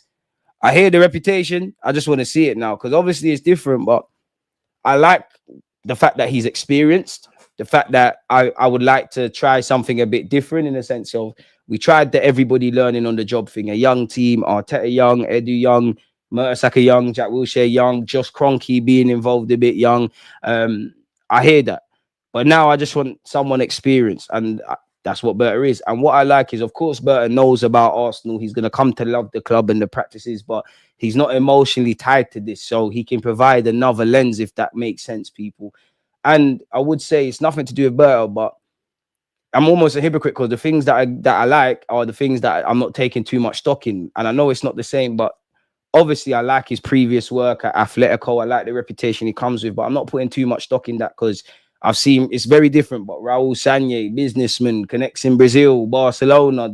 It's very different periods, but nothing really happened. Missing intact, Diamond Eyes, Madman Scout, all of this. And then again, we was at a different period, but nothing really happened. So I'm not popping down Berta's thing. I'm just saying I like what you do on paper, but you need to get in the club. And you need to show me something in the summer, but I think for my personal opinion, I won't really be able to draw anything close to an opinion on Berta, at least until this time next year, if that makes sense. But let's hope he can do something. Fam, that's what Sid Lowe said about Berta and his right Athletic. He knows more than most of us do about La Liga. I'm going to have to check that out, man. You know what? That could be a deep dive. But who knows? And the thing with Berta and all these things, you actually don't know who's doing what. We actually don't, because Arteta, we can see on the football pitch, like what you've done well and wrong. The players as well. We don't know with Edu and Berta, and obviously we can see who's been signed and not been signed in contracts, but we don't know who's trying to make what happen and who's saying no. How do we know Edu didn't want us to sign mad ballers and Arteta wasn't vetoing it and the Kroenkes weren't? How do we know Edu and Arteta weren't aligned in certain things that they wanted to do? The Kroenkes were saying no. Arteta, Edu said, you know, Arteta, I love what you're doing here. I've been here for 5 years, Killy. I can't do this anymore. You do your thing. I'm going to seek pastures new. We don't know. In January, I think it's in the summer last year. I think it was a bit of everything. In January, I think it was a bit of everything in that the club were complacent going into the January period. Anyways, powder dry, not wanting to act. Previous examples of January, all of that jazz. I don't even think they wanted to act when Saka got injured. I think Jesus is the one that pulled the bolt out. They still didn't bring anything. Remember, Watkins got suggested to us. We didn't go over there and try and make something happen. So I think it was a thing where naturally everyone was complacent. I think Arteta might have been suggested loan signings or players and he wasn't keen on them. Likewise, I'd also think Arteta was begging for us to make some movements and it didn't happen, which is why I'm past the point of Mikel Arteta, the board, whatever. You tell me collaborations, make it happen. In the same way, I'll praise all of you lot if we have success. And I do think, depending on where you feel for the board, for Arteta, you're going to draw whatever conclusions you want. Like, you know, some people sit here and genuinely, I'm not saying they're wrong, but the way people sit here and say, it's all I do. Arteta suggested this, Eddie didn't want to do that. How do you know that? Like, how do you know that? Because you're saying it with a lot of conviction. How do you know that? Was you there at London Goalie? Was you actually there? You weren't. I think in the summer, everyone has to hold their hands last season. I think in January, everyone has to hold their hands. And I think this summer, I'll be patient, impatiently patient, because I know I'd love to wake up and slap my fingers, everything's addressed. But come the end of the window, boy, if you fail to prepare, you prepare to fail. That's what we did in the summer. That's what we did this season. I'm not on nothing else, man. This is a problem. A lot just blame Arteta and let off the board. I disagree. I hear you, but it depends what ideology you're on. And likewise, you're right. You're right, in fact. And now everyone's just going to blame the gaffer. Everyone's to be blamed. But then as much as I can ask questions, I mean, it's Kroenke out for life, innit? But at the end of the day, money's been spent. The transfer record has been broke. Left back galore. Ripping up contracts. New deals galore. Can I sit here and blame the Kroenkes as to why we didn't win the league last season or the year before that? Or why this season started poorly? No, I can't. Because if they've given you a budget, you've spent your budget on Calafiori and Marino. You didn't address an area that was needed. Nobody they allowed you to spend 65 million on Kai Havertz. You spent over 200 million on Kai Havertz, Mikel Merino, and Declan Rice. We cannot just sit here and blame them. I don't like the way the Kroenkes run the club in terms of their principles. They just care about balance sheets. But within those contexts, we still could have won the Prem. And I can't sit here and blame them for our performances I can't sit here and blame them for why we went out the FA Cup. I can't sit here and blame them for why we went out the League Cup and why we're here now.